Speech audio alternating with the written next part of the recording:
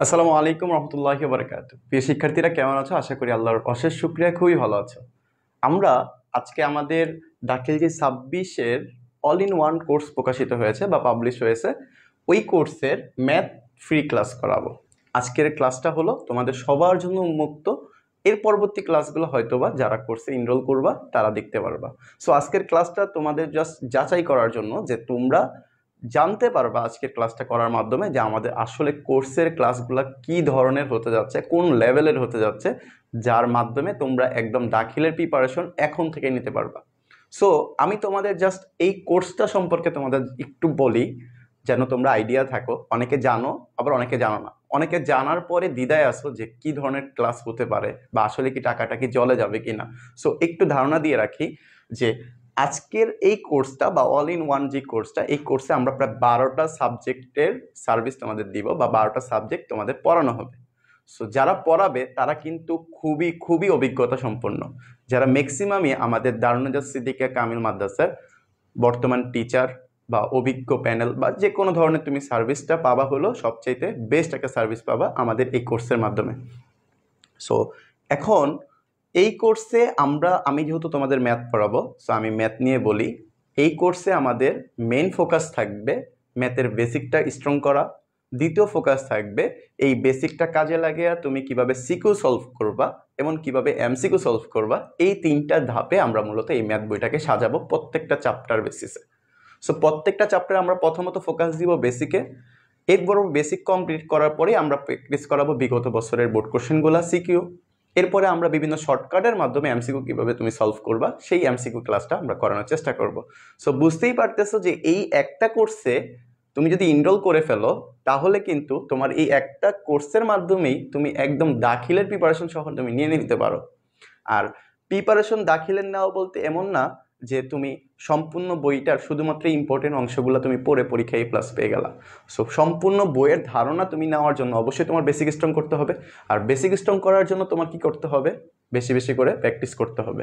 So আমরা practice শিটও তোমাদের দিব, এমনকি আমাদের ক্লাসের স্লাইডের একটা পিডিএফ তোমাদের লেকচার শিট হিসেবে দেওয়া হবে।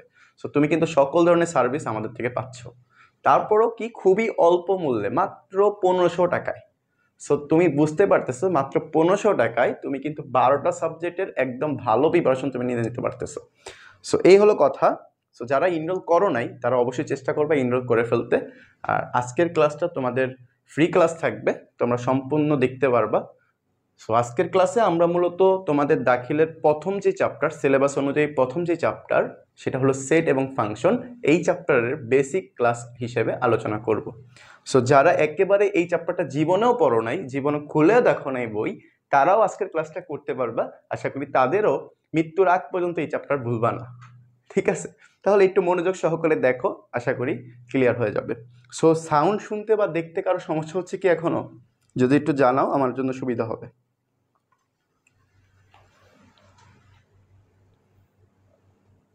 ক্লিয়ার হয়ে যাবে। সো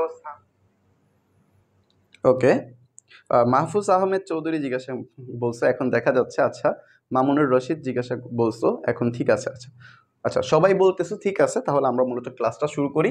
আমরা মূলত আজকের ক্লাসটাতে সেট এবং ফাংশনের একদম বেসিক থেকে আলোচনা শুরু করব। আর কি কি কোশ্চেনগুলো বা কোন কোন টপিকসগুলো তোমাদের পরীক্ষার জন্য ইম্পর্টেন্ট আমি বেসিকের সাথে সাথে ওইগুলো হাইলাইট করে দিব। তোমরা কি করবা, ক্লাসটা শুরু করার প্রথমেই তিনটা জিনিস নিয়ে অবশ্যই ক্লাসে বসবা। শুধু আমার ক্লাসে না, প্রত্যেকটা ক্লাসেই এই কাজটাই করবা। সো যেন আমাদের সাথে সাথে তোমরা খুব দ্রুত বুঝে ফেলতে পারো। প্রথম কাজ হলো, অবশ্যই তুমি ক্লাসটা যখন করবা তখন আশেপাশে কোনো কাজ যেন না হয়, বা তোমার যেন মাইন্ড সেট আপ শুধু ক্লাসের প্রতি থাকে। দ্বিতীয় কাজ হলো যে অবশ্যই খাতা এবং কলম নিয়ে বসবা। আর 3 নম্বর কাজ, অবশ্যই পাঠ্য বই নিয়ে বসবা। যখন যেই ক্লাস হবে ওই ক্লাসের মেইন বইটা নিয়ে তুমি অবশ্যই বসবা। ওকে, তাহলে চলো চলো। সাউন্ড একটু সমস্যা হচ্ছে না? আচ্ছা ঠিক আছে, সমস্যা নেই, ক্লিয়ার হয়ে যাবে। এবার আসো, আমরা প্রথমত যেহেতু সেটের চ্যাপ্টারটা শিখবো, সেটের চ্যাপ্টারের সেট নিয়ে আমরা আলোচনা করার পূর্বে এই সেটের ধারণাটা কে দিয়েছে সেটা নিয়ে আমরা একটু আলোচনা করি। এখান থেকে একটা এমসিকিউ আসে, কি এমসিকিউ আসে সেটা আমি তোমাদের বলে দিব এখনই। সেটের পরিচয়টা প্রথমত দেয় হলো জর্জ ক্যান্টর। জর্জ ক্যান্টর একজন জার্মানি বিজ্ঞানী। উনি কি করে, এই সেটের আবিষ্কারটা করে বা উদ্ভাবন করে বা ধারণা দেয়। তাহলে এবার আসো, আমরা যদি একটু লিখে দিই, যেন তোমাদের স্লাইড হিসেবে দিলে যেন তোমরা সবগুলো ডকুমেন্টস পেয়ে যাও এখানে। সো আমি যদি বলি যে সেটের ধারণা দেয় কে? সেটের ধারণা দেয় হলো জর্জ ক্যান্টর। জর্জ ক্যান্টর। উনি কোন দেশের গণিতবিদ? উনি জার্মানি গণিতবিদ। দেখো আমাদের এমসিকিউর জন্য কিন্তু আমাদের অনেক ছোট ছোট জিনিসও মনে রাখতে হবে। জার্মানি গণিতবিদ। গণিতবিদ। ওকে, এবার আসো এই জর্জ ক্যান্টরের জন্মসাল এবং মৃত্যুসালটা থেকে পরীক্ষা মৃত্যুসালটা বেশি আসে, কিন্তু আমি তোমাদের সুবিধার্থে জন্মসাল এবং মৃত্যুসাল দুইটাই লিখে দিলাম যে 1945 থেকে 1845 থেকে 1918 সাল পর্যন্ত ওনার জন্মসাল এবং মৃত্যুসাল ছিল। ওকে, সো এখান থেকে আরেকটা জিনিস মনে রাখবা, জর্জ ক্যান্টর সেটের উদ্ভাবন ঘটায়, কিন্তু উনি কিন্তু সম্পূর্ণ সেটের আবিষ্কারক না। তাহলে সেটের মধ্যে আমরা অনেক ধরনের সেট সম্পর্কে আলোচনা করব।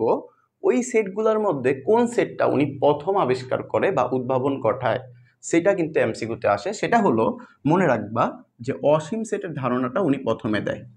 অসীম সেট। অসীম সেট। সো অসীম সেটের ধারণাটা উনি প্রথম উদ্ভাবন ঘটায়। সো এই জিনিসগুলো থেকে তোমাদের সবচেয়ে বেশি ইম্পর্টেন্ট জিনিসটা কি? এখান থেকে তোমাদের কোশ্চেন আসে যে সেটের আবিষ্কারক বা জর্জ ক্যান্টর কোন দেশের গণিতবিদ? জার্মানি গণিতবিদ। এখান থেকে একটা এমসিকিউ আসতে পারে। দ্বিতীয়ত হলো জর্জ ক্যান্টরের মৃত্যুসাল কত অথবা জন্মসাল কত? সো ম্যাক্সিমাম সময় দেখি আমরা মৃত্যুসালটাই আসে যে 1918 সাল, বাট যদি কখনো জন্মসাল চলে আসে যেন তোমার জানা থাকে, সেই জন্য 1845 সালটাও মনে রাখবা। দ্বিতীয়ত কাজ হলো এই জর্জ ক্যান্টর সেটের আবিষ্কারক বা সেটের ধারণা দেয়, কিন্তু বাট কোন সেটের মাধ্যমে দেওয়া হয় সেটা হলো অসীম সেট। সো বুঝতেই পারতেছো, দেখো আমরা 4টা লাইন পড়ছি, এখানে কিন্তু অনেক এমসিকিউ হওয়ার সম্ভাবনা আছে। সো এরপরে আসো, এখন সেট আবিষ্কারককে সেটা আমরা জানলাম, সেটের ধারণা কে দিল সেটাও জানলাম, বাট সেট জিনিসটা আসলে কি? সেট জিনিসটা হলো, যেমন তুমি দেখো সেট কিন্তু তুমি খুব ভালো ধারণা জানো যে সেট আমরা প্রচলিত ভাষায় বলি যে ডিনার সেট, সোফা সেট, স্বাভাবিক সংখ্যার সেট, মূলদ সংখ্যার সেট, অনেক ধরনের সেট আমরা জানি। তুমি চিন্তা করো তো একটা ডিনার সেট তৈরি হয় কিসের মাধ্যমে? কিছু প্লেট, কিছু গ্লাস, কিছু চামিচ, এই সবগুলা মিলিত হয়ে কি হয়? একটা সমাবেশ গঠন করে। এই সবগুলা মিলিত সেটকে আমরা কি বলি? ডিনার সেট বলি না? সো এই জিনিসটা থেকে আমরা বুঝতে পারি যে ডিনার সেট যেমন কি হয় একটা সমাবেশ, অনেক কিছু সমাবেশকে কি বলা হয়? ডিনার সেট বলা হয়। ঠিক একইভাবে সেটকেও একইভাবে বলা হয় যে অনেক জিনিসগুলা বা বাস্তব বা চিন্তা জগতের সুসংজ্ঞায়িত কিছু জিনিসগুলাকে যখন আমি সুসজ্জিতভাবে সমাবেশে আবদ্ধ করব তখন সেটাকে সেট বলে। অনেক জটিল হয়ে গেল বইয়ের ভাষাটা। আমি যদি একটু তোমাদের সহজ ভাষায় বলি যে তুমি তোমার পাঠ্য বইগুলোর মধ্য থেকে যে কোনো 3টা বইয়ের নাম বলো, তুমি কি বলবা? আমি যদি বলি যে আমি ধরে নিলাম যে তোমাদের যেহেতু ম্যাথ ক্লাস, তুমি প্রথমে ম্যাথের সাবজেক্টটা বলবা। আমি বললাম ম্যাথ। দ্বিতীয় সাবজেক্ট হিসাবে তো আমি ধরে নিলাম যে তোমাদের ম্যাথের পরে সবচেয়ে ফেভারিট সাবজেক্ট হয়তো বা ইংলিশ। ম্যাথ তো সবার আগে প্রথম থাকেই, এরপরে আমরা ইংলিশ চিন্তা করলাম। 3 নম্বরে আমরা অ্যারাবিক সাবজেক্টটা চিন্তা করলাম। অ্যারাবিক। সো এই যে দেখো আমরা কিন্তু তোমার পাঠ্য বইয়ের যে কোনো 3টা বইকে কি করলাম? সাজিয়ে লিখলাম বা একটা সমাবেশ করলাম। এই সমাবেশটাকে যখন তুমি সমাবেশে আবদ্ধ করা বলতে বোঝায়, তুমি যখন একটা সেকেন্ড ব্র্যাকেটে আবদ্ধ করে দিবা, এটাকে বলা হয় সেট। কিসের সেট? নবম বা দশম শ্রেণীর পাঠ্য বইয়ের একটা সেট। এখন আমি তোমাকে যদি বলি যে না ভাই আমি আরেকটা উদাহরণ দিতে চাই, ওকে দিলাম। কি দিব? তুমি মনে করো বললাম যে স্বাভাবিক সংখ্যা 1 থেকে 5 স্বাভাবিক সংখ্যার তোমার সেট তৈরি করো। তাহলে তুমি স্বাভাবিক সংখ্যা বলতে কি বুঝো? যে 1 2 3 4 5 এই সবগুলাকে তখন তুমি যদি সেকেন্ড ব্র্যাকেটে আবদ্ধ করে দাও, সেটাই হয়ে গেল কি? স্বাভাবিক সংখ্যার সেট। প্রথম 5টি স্বাভাবিক সংখ্যার সেট। তো আশা করি সেটের বেসিকটা তোমরা ক্লিয়ার হয়ে গেছো।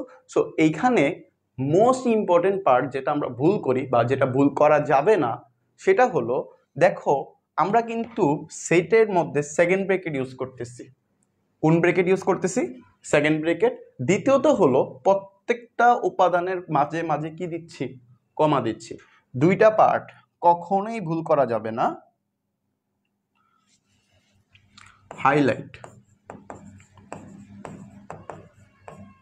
হাইলাইটস, ঠিক আছে, হাইলাইটস যেটা কি সেকেন্ড ব্রেকেট ইউজ করতে হবে, আর দ্বিতীয়ত হলো কমা ইউজ, সেকেন্ড ব্রেকেট ইউজ, কমা ইউজ। লিখে দেওয়ার একমাত্র কারণ হলো তোমাদের যেহেতু এটা লেকচার শিট হিসেবে কাজ করবে, সো যেন তুমি এগুলো দেখলে বুঝতে পারো যে ভাই আসলে কি কি কথা বলছিলাম তোমাদের। সো এই জিনিসটা ভালো করে মাথায় রাখো। সো বলো তো যে সেটের যে ধারণাটা আমরা অলরেডি দিয়ে ফেলছি তোমাদের, এইটা কি তোমাদের কমপ্লিট হয়েছে? ওকে, আশা করি কমপ্লিট হয়েছে। আচ্ছা, ওকে, পারভেজ ইসলাম, ওয়ালাইকুম আসসালাম। আচ্ছা, অনেকেই কমেন্ট করতেছো, আমি আল্লাহর রহমতে খুবই ভালো আছি, আশা করি তোমরাও খুবই ভালো আছো। একটু কষ্ট করে ক্লাসে যদি সমস্যা না হয়, মানে কোনো টপিকস যদি বুঝতে সমস্যা না হয়, সেটা ছাড়া আশা করি কোনো কোশ্চেন, মানে কোনো ওই আমি কেমন আছি, আমার বাসায় সবাই কেমন আছে, এগুলো জিজ্ঞাসা করে সময় নষ্ট করো না। তোমরা জাস্ট টপিকস বুঝতে পারছো কি না, ইয়েস অর নো, অথবা কোনো টপিক্সের সমস্যা থাকে অবশ্যই পড়া রিলেটেড, টপিক্স রিলেটেড, অথবা যদি তোমার কোনো কোশ্চেন থাকে সেটা তুমি বলে ফেলবা, এছাড়া আশা করি। এবার আসো আমরা পরবর্তী টপিকটা দেখি। এই যে তুমি তো সেট দেখলা, এখন সেটকে প্রকাশ করার পদ্ধতি আছে, পদ্ধতি হলো দুইটা। পদ্ধতি কয়টা? দুইটা। এই প্রকাশ করার পদ্ধতির মধ্যে আমরা যদি প্রকাশ করার পদ্ধতি দুইটা একটু লিখি বোঝার সুবিধার্থে, এই যে প্রকাশ করার পদ্ধতি লিখবো। ওকে, মনে হয় ব্যাখ্যা হয়ে গেছে। ওকে, দেখো, সো প্রকাশ করার পদ্ধতি হলো দুইটা, একটা হলো তালিকা পদ্ধতি, আর দ্বিতীয়টা হলো সেট গঠন পদ্ধতি,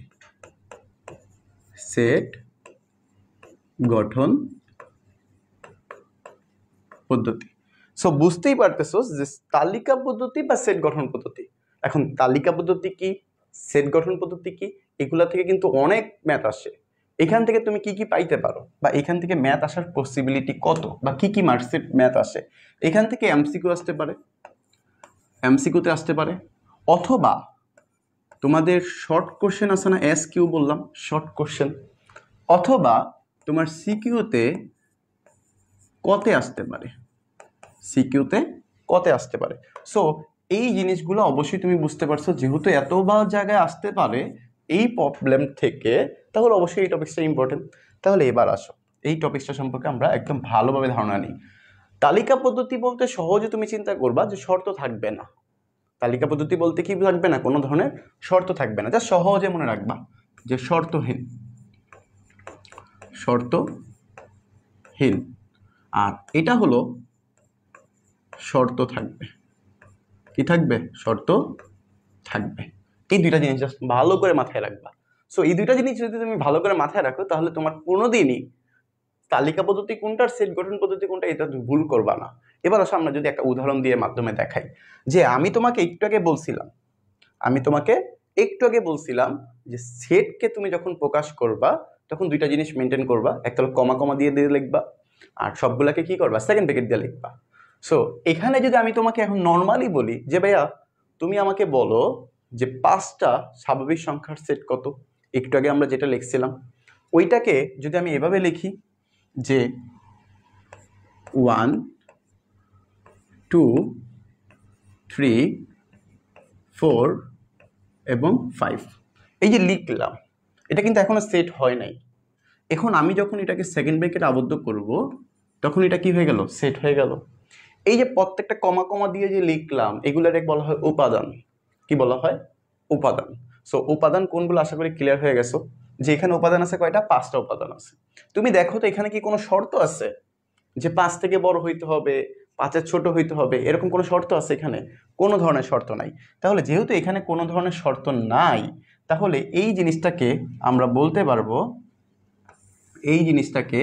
আমরা বলতে পারবো তালিকা পদ্ধতি। এটাকে আমরা কি বলবো, তালিকা পদ্ধতি। এখন কোশ্চেন হতে পারে, আচ্ছা ভাই বুঝলাম এটা তালিকা পদ্ধতি, তাহলে সেট গঠন পদ্ধতি কি, শর্ত থাকবে, এই জিনিসটা আসলে কি? শর্ত থাকবে বলতে বোঝায় এই সংখ্যাটা যেহেতু স্বাভাবিক সংখ্যা, এই সংখ্যাটাগুলোকে কি স্বাভাবিক সংখ্যা। আচ্ছা, আমি ক্লাস শেষে তোমাদের রুটিনটা জানাই দিব, যারা যারা ম্যাথ ক্লাস করবা তাদের অবশ্যই রুটিনটা আমি জানাই দিব। যারা কোর্সে ভর্তি হয়েছে তারা তো অলরেডি তাদের গ্রুপে আপডেট পেয়ে যাবা। তারপরে আমি আজকে ক্লাস শেষে আমার সকল ডিটেলস এবং তোমাদের ক্লাসের রুটিনটা অবশ্যই বলে দেওয়ার চেষ্টা করব।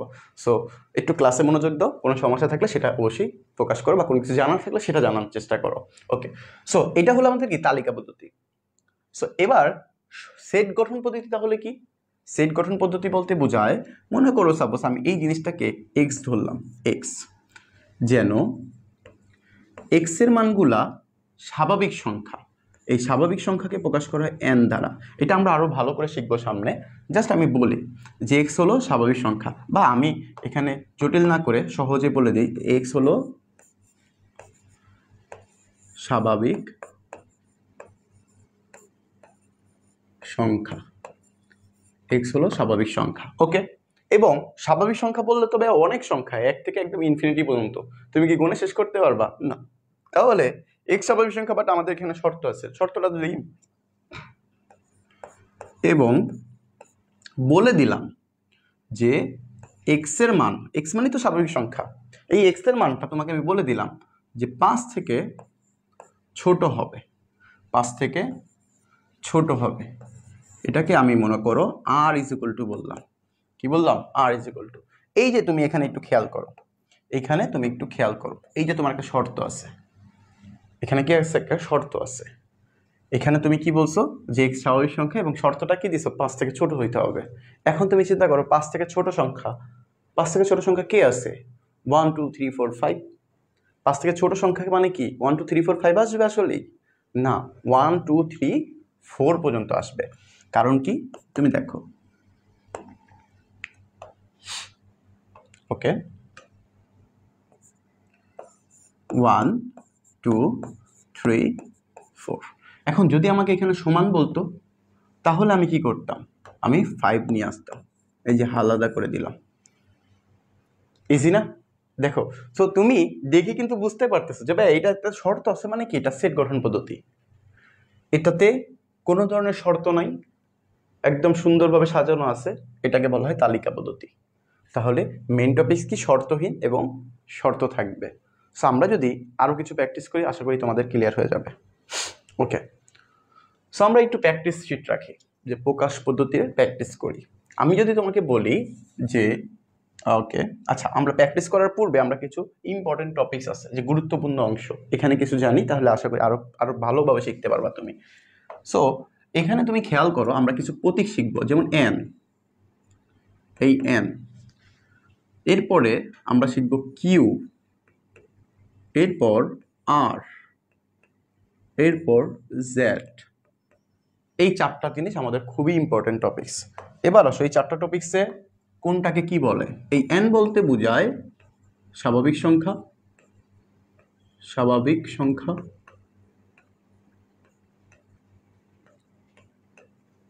এন বলতে স্বাভাবিক সংখ্যা, কিউ বলতে মূলদ সংখ্যা, মূলদ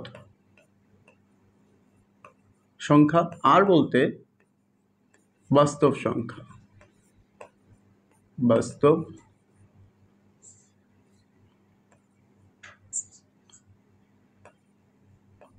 বাস্তব সংখ্যা, এবং জেড বলতে বোঝাচ্ছে পূর্ণ সংখ্যা। ওকে, সো এই 4টা জিনিস জানা থাকলে তোমার জন্য খুবই ইজি হয়ে যাবে। এবার আসো এই 4টা জিনিস ব্যবহার করে আসলে কাজটা কি হয়, বা এই 4টা জিনিস ব্যবহার করে কাজটা কিভাবে করে।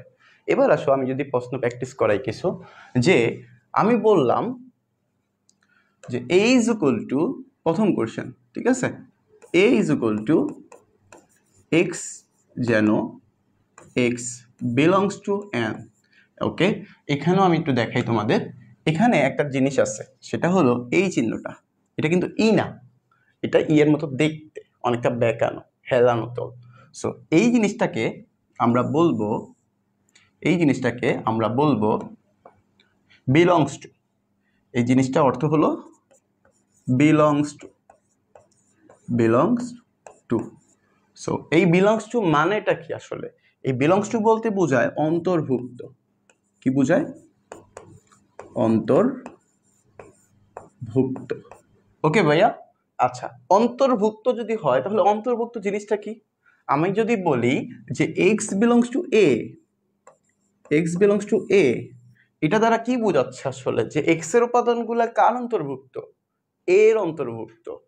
সো এক্স এর উপাদানগুলো অন্তর্ভুক্ত কার অন্তর্ভুক্ত? এর অন্তর্ভুক্ত, এই জিনিসটা বোঝাচ্ছে। আমি যদি বলি যে ওয়াই বিলংস টু পি, এটা দ্বারা কি বোঝাচ্ছে যে ওয়াই এর মানগুলা কার অন্তর্ভুক্ত? পি এর অন্তর্ভুক্ত, বা ওয়াই এর উপাদানগুলা কার অন্তর্ভুক্ত? পি এর মতো। ক্লিয়ার? ওকে, এই এতটুকু জিনিস বুঝতে পারছি তো আশা করি। ওকে, আমরা কিছু কিছু ক্ষেত্রে দেখবা কি যে এই যে নট বিলংস ইউজ করব, ক্লোজ দিয়ে ফেললে সেটা নট বোঝায় যে অন্তর্ভুক্ত নয়। সো আশা করি ক্লিয়ার। এবার আসো আমরা এই জিনিসটাতে আসি। তাহলে এখানে বোঝাচ্ছে যে এক্স এর মানগুলো কার অন্তর্ভুক্ত? এন। এন মানে কিন্তু আমরা অলরেডি শিখে আসছি স্বাভাবিক সংখ্যা। তো এক্স এর মানগুলো স্বাভাবিক সংখ্যার অন্তর্ভুক্ত এবং এবং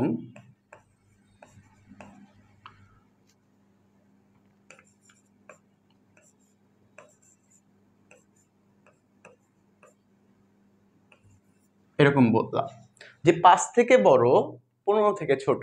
একটা শর্ত দিলাম কিন্তু ভাইয়া। ওকে, আমি আরো কিছু কোশ্চেন লিখি।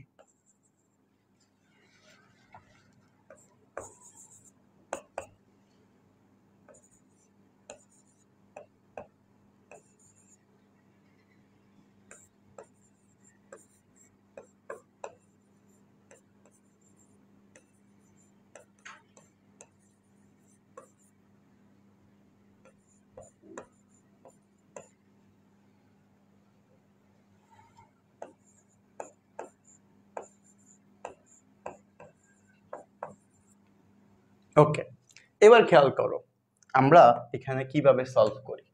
সো দেখে বোঝা যাচ্ছে যে এই দুইটা কি, এই দুইটা হলো সেট গঠন পদ্ধতিতে আছে। কিভাবে বুঝলাম ভাইয়া? এখানে কি আছে? শর্ত আছে না যে 5 থেকে বড়, 15 থেকে ছোট, অথবা এখানেও একটা শর্ত আছে যে 5 থেকে বড়, 15 থেকে ছোট।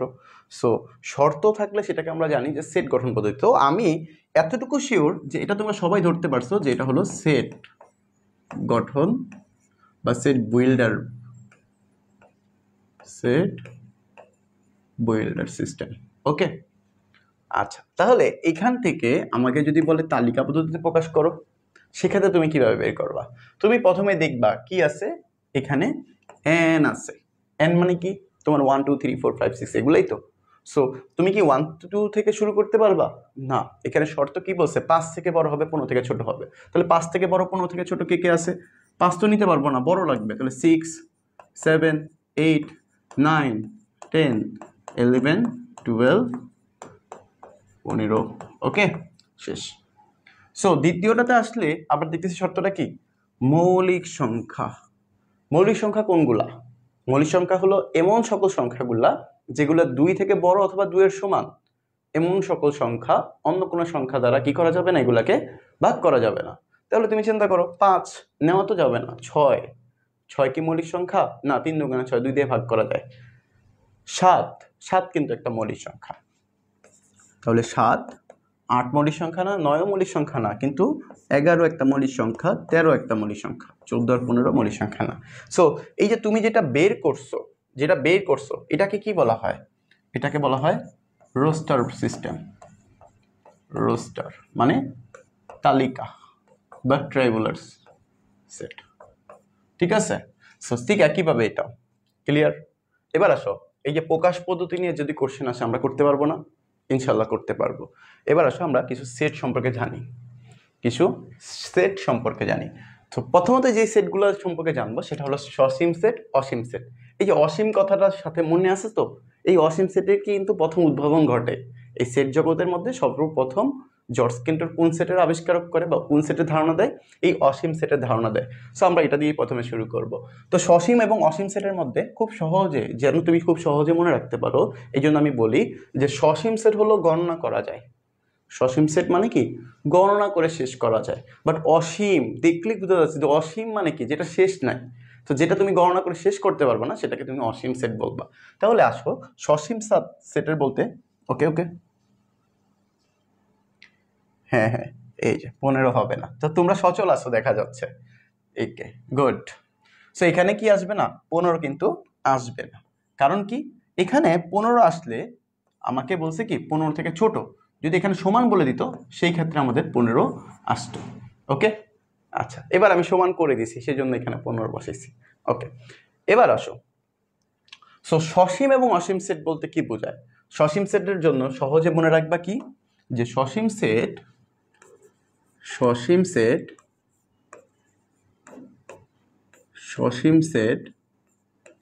এবং অসীম সেট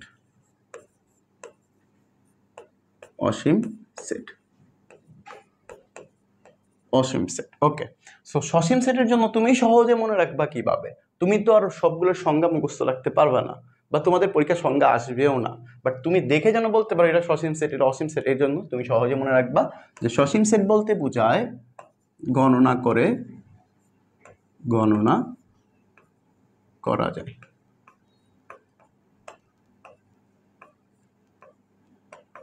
গণনা শেষ হয়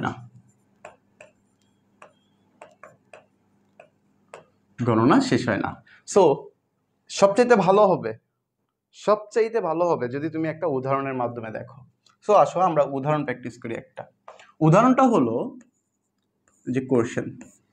ওকে, উদাহরণটা হলো আমি যদি তোমাকে বলি যে r is equal two x, যেন x বিলংস টু n, ওকে, এবং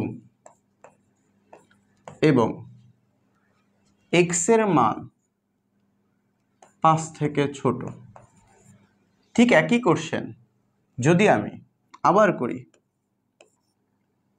যে r is equal two x, যেন x বিলংস টু n এবং x এর মান 5 থেকে বড়। দেখো খুব আহামরি চেঞ্জ নাই কিন্তু, same to same, just greater than less than একটা ব্যাপার। এবার আসো এটা তাহলে তুমি কিভাবে সলভ করবা? তুমি চিন্তা করো তো, এখানে তুমি দেখতেছো যে স্বাভাবিক সংখ্যা বলছে, ওকে ভালো কথা, 1 থেকে শুরু হবে। 5 থেকে কি বলছে? ছোট বলছে। 5 থেকে ছোট মানে কি, যে 1 2 3 4 শেষ। বাট তুমি এইখানে খেয়াল করো তো, তোমাকে কি বলছে? 5 থেকে বড় বলছে। এখন 5 থেকে বড় তো অনেক সংখ্যা ভাই, 5 6 7 8 9 10 এরকম শেষ হবে না। তাহলে এখানে তুমি কি করবা, যে 5 6 7 8 9 10 চলতে থাকবে না? সো দেখো তো শেষ করতে পারছো কি, গণনা করে শেষ করতে পারছো কি, এটা না? তাহলে এটাকে আমরা বলি গণনা করা যায়, মানে গণনা শেষ করা যায়। তাহলে সেটা কি? সসীম সেট। তাহলে আমরা এখান থেকে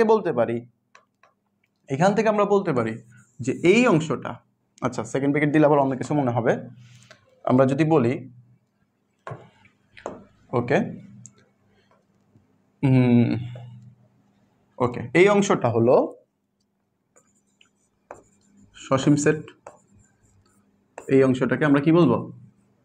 সসীম সেট বলবো। ওকে, আর দ্বিতীয়ত এই অংশ যেটা, এটাকে আমরা কি বলবো?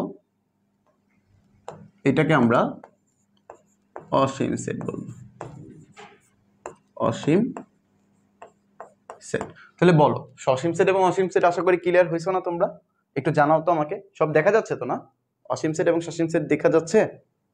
ওকে, ইনশাআল্লাহ দেখা যাচ্ছে সব। তার পরবর্তীতে আসো, আমরা পরবর্তী টপিকসে যাই। ওকে, আচ্ছা এবার আসো সমতা সেট বলতে কি? খুবই লেস ইম্পর্টেন্ট, এতটা ইম্পর্টেন্ট না, বাট পরীক্ষা এমসিকিউতে চলে আসলে তখন তোমরা তো ঘাবড়ে যাবে। সো আমরা কোন টপিকসই বাদ দিব না, যেন পরীক্ষা যেমনই আসুক তোমার যেন আইডিয়া থাকে। তোমার পরীক্ষা ইম্পর্টেন্ট হলেও তুমি পড়ে যাবা, না হলেও যেন তোমার একটা আইডিয়া থাকে, সেটাও তুমি আমাদের এই কোর্সের ক্লাসগুলোতে পেয়ে যাবা। মানে তোমার ফুল প্রিপারেশনটা আমাদের এই কোর্সের ক্লাসগুলোতে হয়ে যাবে। মানে তুমি যেগুলো প্রয়োজন নাই সেটা সম্পর্কে তো জানবাই, যেগুলো প্রয়োজন আছে সেগুলো তো আরো ভালোভাবে জানবে ইনশাল্লাহ। সো কোনো টপিকস বাদ দেওয়ার একটাই কারণ, যে কোনো টপিকস আমরা বাদ দিচ্ছি না এই কারণে যে ম্যাথ যদি তুমি বেসিক স্ট্রং না থাকে, তুমি সিকিউ বা এমসিকিউ প্র্যাকটিস করতে গেলে বিভিন্ন শর্টকাট বা সিকিউ প্র্যাকটিস করতে অঙ্ক ধরা বা সৃজনশীল কিভাবে আসে সেটা ধরার প্রিপারেশনটা তোমার ভালো করে হবে না। এই জন্য ম্যাথের সবচাইতে বেশি ইম্পর্টেন্ট হলো বেসিকের দুর্বলতাটা।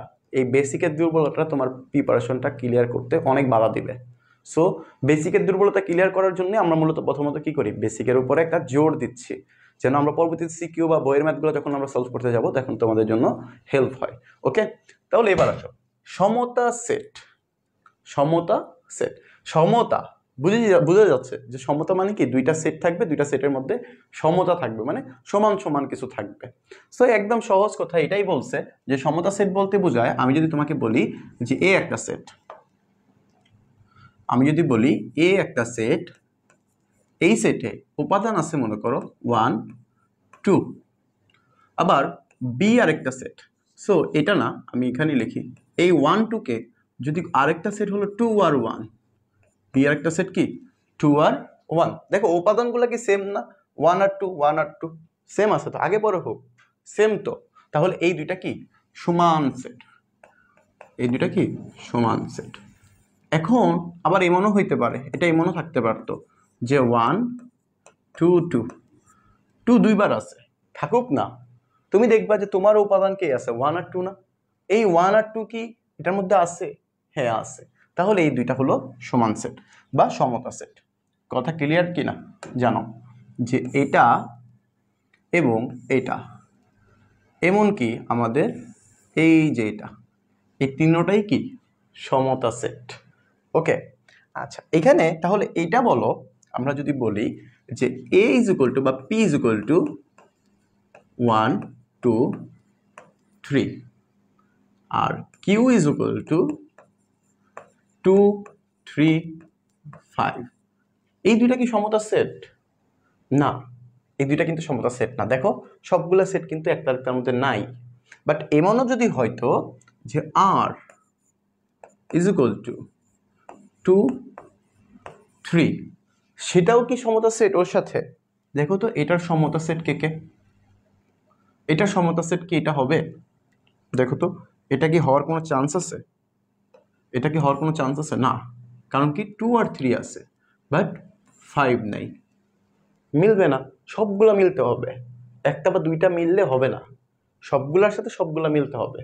ঠিক একইভাবে চিন্তা করো আর 2 আর 3, এখন তো ভাই আপনি বলছেন সবগুলা মিলবে, এখানে তো সবগুলা মিলে গেছে, 2 আর 3 মিলে গেছে, ভাই 1 তো ছিল পিতে, এই 1 তো এখানে নাই, তাহলে এটা কি মিললো?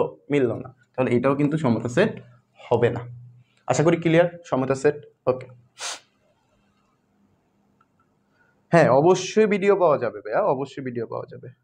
ওকে, অবশ্যই ভিডিও বলতে রেকর্ডেড ক্লাস, যারা কোর্সে এনরোল করবা তাদের জন্য রেকর্ডেড ক্লাস থাকবে, তাদের জন্য সার্ভিস থাকবে 24/7 সার্ভিস থাকবে, মানে 24 ঘন্টাই সার্ভিস থাকবে তাদের, তাদের লেকচার শিট দেওয়া হবে, এই পিডিএফটা যে তুমি ক্লাস করতেছো এই ক্লাসের স্লাইডটাও তুমি ওই কোর্সে যারা এনরোল করবে তারা পেয়ে যাবে, এমনকি কোর্সের ক্লাসগুলো রেকর্ডেড করা থাকবে, মানে তোমরা দেখবা এই যে লাইভ ক্লাস চলতেছে না, এখন অনেকের হয়তো বা এই সময় কাজ থাকতে পারে, সো তুমি কি করতে পারো তোমার সুবিধা মতো সময়ে তুমি যখন এনরোল করবা তখন তোমাকে তোমার একটা প্রাইভেট গ্রুপে এডমিশন নিয়ে দাও, মানে এডমিট করে দেওয়া হবে। তো তুমি কি করো, তোমার ওই প্রাইভেট গ্রুপে ঢুকলেই তুমি এই আজকের ক্লাস যেগুলো হবে সেগুলো তুমি কি পাবা, ওইখানে ভিডিও পেয়ে যাবা। সো তুমি পরবর্তীতে তোমার যে কোনো সময় যতবার ইচ্ছা ততবার দেখে নিতে পারবা, কোনো সমস্যা নেই। যারা কোর্সে এনরোল করবা তারা এই সুযোগগুলা পেয়ে যাবা। ওকে, এরপরে আসো আমাদের অপোজিট এবং প্রকৃত অপোজিট বলতে কি বোঝায়। অপোজিটের ব্যাপারটা আমি ক্লিয়ার করি, দেখো খুবই ইম্পর্টেন্ট একটা টপিক, আমাদের সেটের মধ্যে সবচাইতে বেশি ইম্পর্টেন্ট একটা টপিক এই দুইটা, সবচাইতে। ঠিক আছে, এখান থেকে কি কি কোশ্চেন হয়? এখান থেকে ভাই 4 নাম্বারের কোশ্চেন হয়, সৃজনশীলে 4 নাম্বারের কোশ্চেনগুলো হয়। সো বুঝতেই পারতেছে এগুলো খুবই ইম্পর্টেন্ট কোশ্চেন। সো এখান থেকে এই সেট কত নাম্বারের কোশ্চেন হয় ভাইয়া? 4 মার্কস, মানে এইখান থেকে তুমি 4 মার্কসের একটা কোশ্চেন পাইতে পারো। সো ভালো করে মনে রাখবা, আশা করি ক্লিয়ার হয়ে যাবে। এই অপোজিট এবং প্রকৃত অপোজিট দুইটা সেম জিনিস, খালি কিছুটা তফাৎ আছে। সেটা হলো, আমি যদি তোমাকে বলি, প্রথমত একটা উদাহরণ দিই আমি, যে এ একটা সেট আছে, মনে করো যে A V, okay, R B হলো আরেকটা সেট, সেটা হলো এ comma B comma C. So দেখো তো এই বি এর উপাদানগুলো কি বা এর উপাদানগুলো কি বি এর মধ্যে আছে না? তাহলে আমি বলতে পারি এই যে বি এর একটা অপোজিট হলো এ, বি এর একটা অপোজিট কি এ, তাহলে বি কে একটা অপোজিট বলা হয় এরকম ভাবে, এই যে এইভাবে, এটা কি অপোজিট চিহ্ন বলা হয়। কার অপোজিট? এর অপোজিট, এই যে এটা হলো অপোজিট। ওকে, কেন অপোজিট? কারণ এইখানে দেখো যে এর যে উপাদানগুলো আছে সেগুলা কিন্তু বি তে আছে। তাহলে এ এর উপাদান যেহেতু বি তে আছে, তাহলে এ হলো কি বি এর একটা অপোজিট, বি এর একটা অপোজিট। ওকে, যে বি এর একটা অপোজিট হলো এ। খুবই সহজ জিনিস। এবার আসো, এই অপোজিট বলতে আসলে বোঝায় যে তুমি যদি আমি যদি তোমাকে বলি যে পি ইজ ইকুয়াল টু হলো এ কমা বি কমা, বা এ কমা বি কমা বাদ দেই, এম এন পি, এই যে তিনটা সেট দিলাম এন এন পি, এগুলাকে তুমি উপসেট আকারে সাজাইতে পারবা। উপসেট মানে কি তুমি বলো তো ভাই, এগুলাকে কয়টা ভাগে বিভক্ত করতে পারবা? তুমি দেখো, তোমার মন চাইলো তুমি কিন্তু প্রথমে একটা একটা করে লিখতে পারো যে এম, তুমি মন চাইলো তুমি এন আকারে লেখো, তোমার মন চাইলো তুমি একটা একটা করে লিখলা সবগুলা। এরপর তুমি কি করতে পারো, দুইটা দুইটা করে বন্ধন করতে পারো, যে এম এর সাথে একবার এন নিতে পারি, যে এম কমা এন। আবার কি করতে পারো, এম এর সাথে একটা পিও নিতে পারো। এরপর তুমি কি করতে পারো, এন এর সাথে একটা পি নিতে পারো। নিয়ে ফেললাম। এবার আসো, তোমার দুইটা দুইটা করে নেওয়া শেষ। এখন তুমি বলতে পারো যে ভাই আমি তো এনপি নিছি, আমি একটু চালাকি করে পিএন নেওয়া যাবে না? না ভাই, নেওয়া যাবে না। তুমি মনে রাখবা সবসময় সামনের দিকে যেতে হবে, তোমাদের পিসের দিকে আসা যাবে না। তাহলে দেখো, সামনের দিকে মানে কি, এম এন যাওয়া যাবে, এন এম আসা যাবে না, উল্টা আসা যাবে না। ওকে, তো আমাদের তো ভাই প্রথম একটা করে নিলাম, এরপর দুইটা দুইটা করে নিলাম, এরপর আমি কি করব, এখন তিনটা করে নিতে হবে। তো তিনটা করে নেওয়া যায় কি, এম এন পি একবার নিলেই হয়ে যায়। সো আমি এটা লিখি যে এম এন পি। এই যে তুমি দেখো একটা সেটকে তুমি যে কতগুলা আকারে ভাঙাইছো না, এইগুলাকে বলা হয় অপোসেট। কার অপোসেট? এই পি এর অপোসেট গুলাকে বলা হয় এগুলা।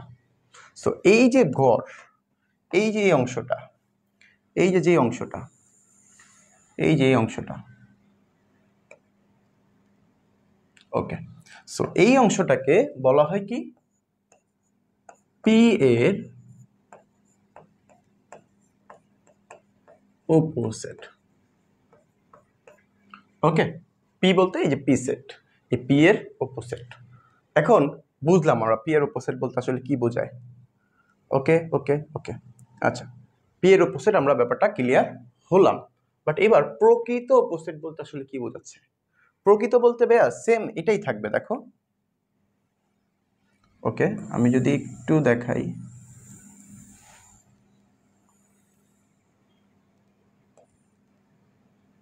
ওকে ওকে ওকে, একটু চালাকি করতে চাচ্ছিলাম যে এটা দুইটা করা যায় কিনা। হ্যাঁ, এই যে করে ফেলছি দুইটা। ওকে, দেখো চালাকি করে সাকসেস হয়ে গেলাম। ওকে, আমার আর লিখতে হলো না বারবার। ওকে, দেখো এটা দেখা যাচ্ছে তো নাকি? প্রকৃত বের করব, যে প্রিয়ের, এটা তো অপোজিট বের করলাম, প্রকৃত অপোজিট, প্রকৃত অপোজিট। প্রকৃত অপোজিট বলতে বোঝাচ্ছে যে তুমি দেখো তো, এখানে তো তুমি অপোজিট গুলা বের করছো, এর মধ্যে কোন অপোজিটটা আমাদের প্রশ্নতেই ছিল? এই যে এম এন পি, এটা ছিল না? এটা ছিল না? এখানে একটা জিনিস ভালো করে মাথায় রেখো, যে ভুল যেন না হয়। এখানে সবগুলার ক্ষেত্রে, সবগুলা যে কোনো সংখ্যার অপোজিট বের করতে গেলে একটা জিনিস কমন থাকবে, সেটা হলো ফাঁকা সেট। মানে ফাঁকা সেট হলো দুনিয়ার যে কোনো সেটের একটা অপোজিট। ফাঁকা সেট হলো দুনিয়ার, এই যে ফাঁকা সেট, এটাকে, এই যে সেট, এটাকে বলা হয় কি, ফাঁকা সেট। ফাঁকা সেট, এই ফাঁকা সেট হলো দুনিয়ার যে কোনো সেটের কি একটা উপসেট। তাহলে এখানে একটা ফাঁকা সেট লিখি, এই যে ফাঁকা সেট। ওকে, তো এখানেও তো ফাঁকা সেট আসবে, প্রকৃত উপসেট বললেও কি আসবে, ফাঁকা সেট আসবে। সো এখন তোমাদের কোশ্চেন হইতে পারে যে ভাইয়া উপসেট এবং প্রকৃত উপসেট তো সব সেমই দেখতেছি, না একটা কম হবে। কোনটা কম হবে? কোনটা কম হবে? সেটা হলো এই যে এটা কম হবে। কারণ কি ভাই, এটা কম হবে কেন? এটা বাদ দিব কেন? আমি বাদ দিতে চাই না, আমি এটা বাদ দিব কেন? কারণ এই সেটটা দেখো তো, এটাই কি কোশ্চেনটা ছিল না? এটাই তো কোশ্চেন ছিল। তাহলে তুমি আসলে উপসেট তো বের করছো যে অনেকভাবে সাজানো যায়, যতভাবে সাজানো যায় সবগুলাকে তুমি বলছো কি অপোজিট বলা হয়। বা প্রকৃত, যেটার মধ্যে তোমার যে কোশ্চেনটা ছিল ওই কোশ্চেনটা থাকতে পারবে না। ওইটা ছাড়া বাকিগুলা কি তার অপোজিট সংখ্যা বা প্রকৃত অপোজিট সংখ্যা। ওকে, সো দেখো অপোজিট এবং প্রকৃত অপোজিট কিন্তু আশা করি ক্লিয়ার হয়ে গেছে।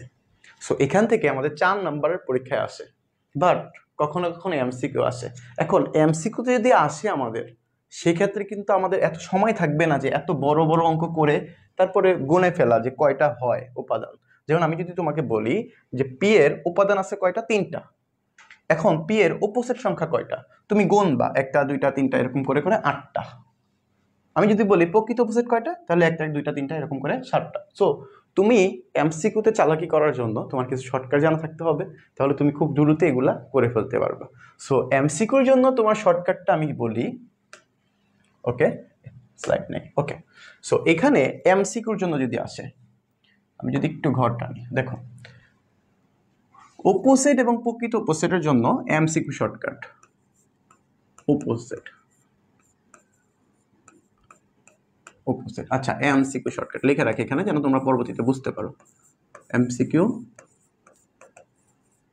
শর্টকাট। ওকে, আচ্ছা, এমসিকিউ শর্টকাট মানে অপোজিট সংখ্যা, অপোজিট সংখ্যা বের করার জন্য শর্টকাট হলো 2 এর উপর পাওয়ার n, 2 এর উপর পাওয়ার n, একদম সহজ। এরপর আসে প্রকৃত অপোজিট। যদি বলে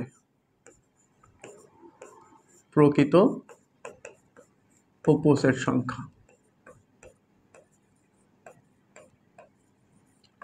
প্রকৃত অপোজিট সংখ্যা হলো 2 এর উপর পাওয়ার n -1। কি -1? এই কারো বুঝতে সমস্যা হচ্ছে কিনা দ্রুত জানাও তো, আমাদের সব ঠিকঠাক আছে, তোমরা বুঝতে পারতেছো তো নাকি? ওকে, এবার আসো এখানে ভাইয়া আপনি যে 2 এর উপর পাওয়ার n দিলেন, এই n জিনিসটা আসলে কি মনে রাখো। n হলো উপাদান সংখ্যা, n বলতে উপাদান সংখ্যা।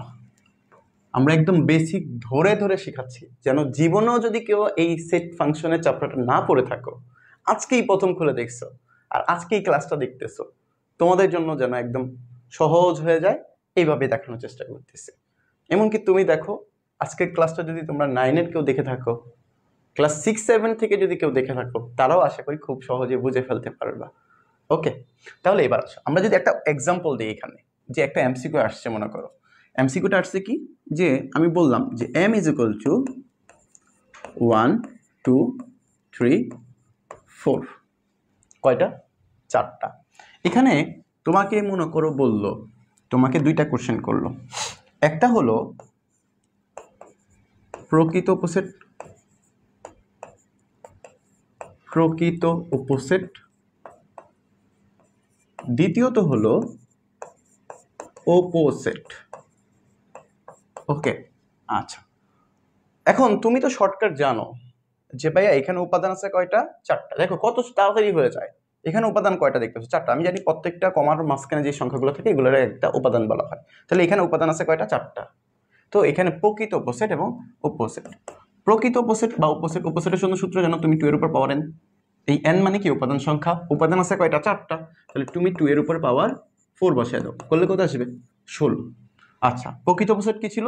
এই যে 16 থেকে 1 বিয়োগ করে দাও, তাহলে 16 থেকে 1 বিয়োগ, তাহলে কত হয়ে গেল? 15। দেখো শেষ, দেখো শেষ কিন্তু। ওকে, সো দেখো এমসিকিউতে যদি আসে আশা করি করতে পারবা না তোমরা। এবার আমরা যে আগে যেটা শিখছিলাম সেটা দেখি। যে ভাই এখানে তো ছিল 3টা, তাহলে তুমি শর্টকাট যদি ইউজ করো 2 এর উপর পাওয়ার n, সেক্ষেত্রে কি আসবে? সেক্ষেত্রে কি আসবে দেখো তো, 2 এর উপর পাওয়ার n মানে 2 এর উপর পাওয়ার 3, তাহলে 2 এর উপর পাওয়ার 3 মানে 8। এখানে গুণে দেখো 8টা হয়। ঠিক একইভাবে প্রকৃত অপোজিট কয়টা হবে? এই যে 2 এর উপর পাওয়ার n -1 মানে 8 - 1, 8 - 1 মানে কত? 7। শেষ, 7টা। খুবই সহজ না? ওকে, সো এবার আসো। ওকে, গেল। শক্তি সেটটা কি ভাইয়া? এই যে তুমি যে অপোজিটগুলো লিখছো না, চিন্তা করো আমরা যদি আবার লিখি, আমরা যদি আরেকটা এক্সাম্পল দেখি, ক্লিয়ার হয়ে যাবে। ওকে, মনে করো f = m n p। ওকে, আমি তোমাকে বললাম যে এটা উপসেট বের করো, তাহলে এটাকে আমরা বলি পি অফ এফ। কি বলি? পি অফ এফ মানে পাওয়ার সেট। পি দ্বারা বোঝাচ্ছে পাওয়ার। কার পাওয়ার সেট? এই এফ এর power set. P of F দ্বারা কি বোঝাচ্ছে? এফ এর পাওয়ার সেট বের করবা।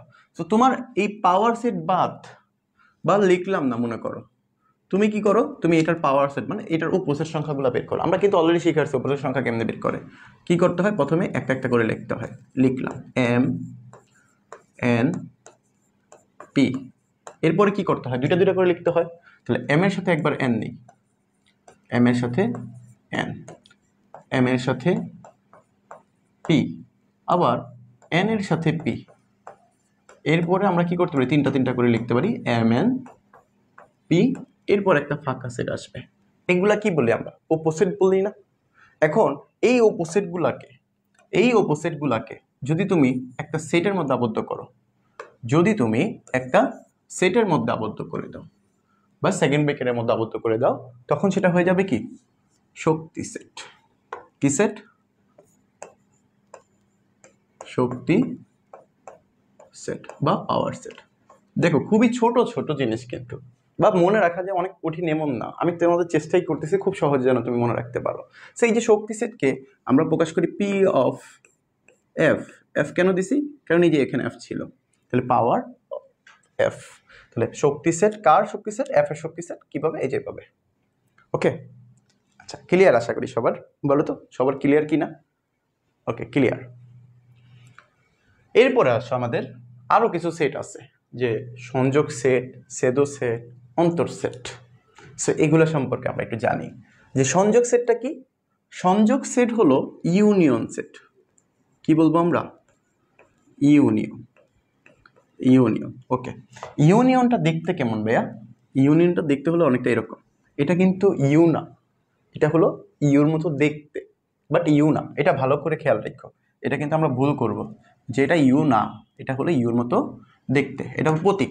ওকে, এখন কথা হলো ভাইয়া সংযোগ সেট আমি বুঝলাম সেটা হলো ইউনিয়ন সেট বলা হয় সংযোগ সেট, দেখতে এরকম। বাট এটার কাজটা কি? কাজটা হলো এক কথায় সহজে মনে রাখবা, কমন প্লাস আনকমন। একদম সহজ, কমন প্লাস আনকমন মানে যা থাকবে সব। Shortcut key? যা থাকবে সব নিব, যা থাকবে সব নিব। এবার আসো আমরা যদি একটা এক্সাম্পল দিই, যে ভাই আমার কাছে মনে করো দুইটা সেট আছে, দুইটা সেট, একটা হলো এ, ধরলাম A comma B comma C, আরেকটা সেট আছে বি, ধরলাম B comma C comma D. আমি তোমাকে বললাম যে A union B what? A union B what? মানে এ আর ইউনিয়ন বি কত? তো তুমি তো জানো যে এ ইউনিয়ন বি বলতে আসলে কি বোঝাচ্ছে। এ ইউনিয়ন বি বলতে বোঝাচ্ছে যেগুলো কমন থাকবে সেগুলোও যাবে, যেগুলো কমন থাকবে না সেগুলোও যাবে। তাহলে এখানে কমন আছে কি আর কমন নাই কি? আমি দেখতেছি বি আর সি কিন্তু কমন, তো সেগুলো তো যাবেই। এখানে তাহলে কি আছে? এ আছে, বি আছে, সি আছে। বি আর সি লিখে ফেলছি, তাহলে বাকি আছে কি? ডি। তাহলে এটা হলো আমাদের কি? এই ইউনিয়ন বি এর কাজ। সহজ কিন্তু, বুঝতে পারছি সবাই যে এখানে এই ইউনিয়ন বি বলতে বোঝাচ্ছে কি যা থাকবে সব। বাট একই জিনিস যদি বারবার থেকে যায় আমরা কয়বার লিখবো? একবার লিখবো। এটাই হলো জাস্ট নিয়ম। এবার আসো ছেদো সেটটা তাহলে কি ভাইয়া? ছেদো সেট হলো ইন্টারসেকশন সেটকে বলা হয় ছেদো সেট। সো আমি যদি তোমাকে বলি ইন্টারসেকশন, ইন্টারসেকশন সেটকে বলি কি? ছেদো সেট।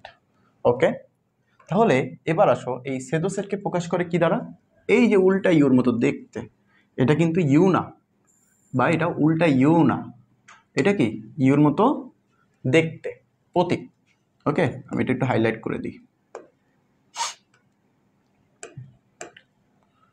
ওকে, এই যে উল্টা ইউর মতো দেখতে। আচ্ছা এবার আসো উল্টা ইউর মতো দেখতে, এটার কাজটা কি ভাইয়া? এটার কাজ হলো শুধুমাত্র কমন নিয়ে কাজ করা। শুধুমাত্র কি নিয়ে কাজ করা? কমন থাকবে। কমনগুলা নিব, কমনগুলা নিব। বুঝতে পারছি? শুধুমাত্র কি নিয়ে কাজ করব? কমন নিয়ে কাজ করব। ওকে, তাহলে এবার তুমি চিন্তা করো, কমন নিয়ে যদি কাজ করো তুমি, এই ক্ষেত্রেও যদি আমি বলি যে এবার সাপোজ তুমি এটা দিয়ে চিন্তা করো, এইখান থেকে আমি যদি দেখি এটাতে কাজ করা যায় কিনা আমাকে। ওকে, এই নাও, এখান থেকে আমি একটু কপি করে নিলাম, এইখান থেকে ধরে নিয়ে এসে পড়লাম। এই যে কোয়েশ্চেন, দেখো আমার জন্য একটু সুবিধা হলো, চালাকি হয়ে গেল, বারবার লিখতে হলো না, সময় নষ্ট হলো না। এবার আসো, কোয়েশ্চেন যদি আমি এটা করি যে এ ইন্টারসেকশন বি কত, এ ইন্টারসেকশন বি হোয়াট, তাহলে তুমি কি করবা? তুমি কি খুঁজবা এবার?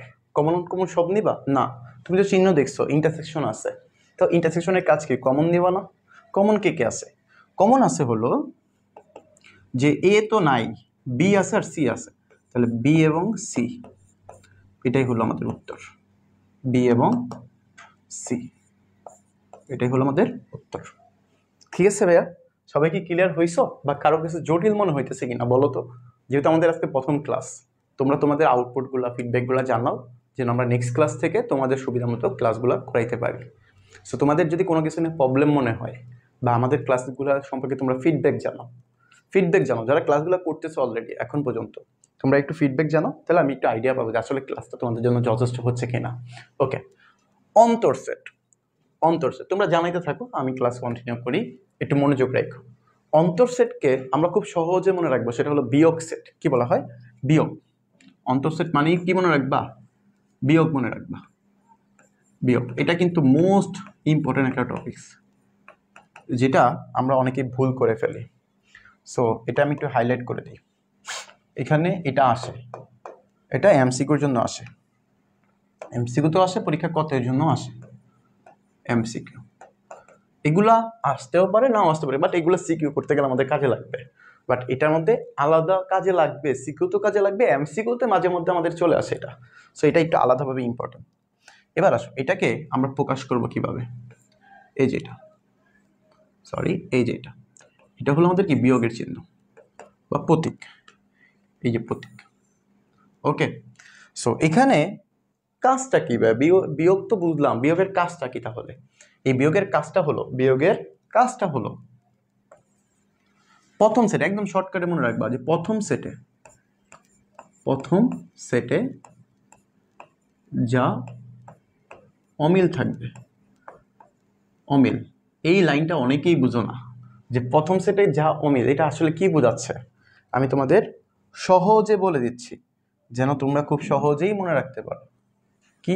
দেখো, আমি আবার একটু ফাঁকিবাজি করি, একটু কপি করে নিই, এই যেন বারবার লিখতে হলো না। আমি যদি এটা দিয়ে দেখাই, সো এবার তোমাকে আমি বললাম যে এ থেকে বি বিয়োগ করো, অথবা আরেকটা কোশ্চেন, সেটা হলো বি থেকে এ বিয়োগ করো, তাহলে তুমি বলো কি আসবে? তুমি তো জানো যে ভাইয়া আপনি বলছেন যে দুইটা সেটের মধ্যে প্রথম সেট যেটা থাকবে সেটার মধ্যে যেগুলো মিলবে না সেগুলো অ্যান্সারে যাবে। সো এখানে দেখো এ মাইনাস বি, এখানে কিন্তু প্রথম সেট এ, যেটা প্রথমে থাকবে সেটা হলো প্রথম সেট। সো এখানে এ এর মান কত? এ বি সি না? এই এ বি সি এর সবগুলো উপাদান কি পরেরটাতে আছে? না, আমি দেখতেছি এ যেটা এটাই নাই, তাহলে এখানে কি আসবে? এ আসবে। ওকে, সরি, ওকে, আমি একটু কালারটা চেঞ্জ করে লিখে দিই, তাহলে ক্লিয়ার হয়ে যাবে। এখানে এটার উত্তরে কি আসবে তাহলে? এটার উত্তরে শুধুমাত্র এ আসবে। এখন কোশ্চেন হতে পারে, অনেকে ভুল করবা যেটা, যে ভাই মিলে না তো এ আর এখানে ডি, তাহলে এ আর ডি মনে আসবে, কিন্তু ভাই না, কি আসবে না, শুধুমাত্র এ আসবে, ডি আসবে না। কেন আসবে না? কারণ শর্তটা কি? প্রথম সেট যেটা থাকবে সেটার মধ্যে অমিল যেগুলো, সেগুলো অ্যান্সারে যাবে। তাহলে এবার আসো, বি মাইনাস এ মানে কি? তাহলে বি কি? প্রথম সেট এবার এখানে, তাহলে বি এর মধ্যে কোনগুলো মিলে নাই প্রথম সেটের সাথে? ডি মিলে নাই। আর এখানে যে প্রথম সেটের মধ্যে, এখানে এ এর মধ্যে যে এ মিলে নাই, এটা কিন্তু আর আমি নিব না। তাহলে এখানে এসে এখানে কি নিবা? এখানে নিবা ডি। বুঝতে পারছি? সো প্রথম সেটে যেগুলো অমিল থাকবে সেগুলো আমাদের অ্যান্সারে চলে আসবে। ওকে, আচ্ছা জাহিদ হাসান, আচ্ছা বলছো যে জি স্যার বুঝছি। ওকে, ধন্যবাদ।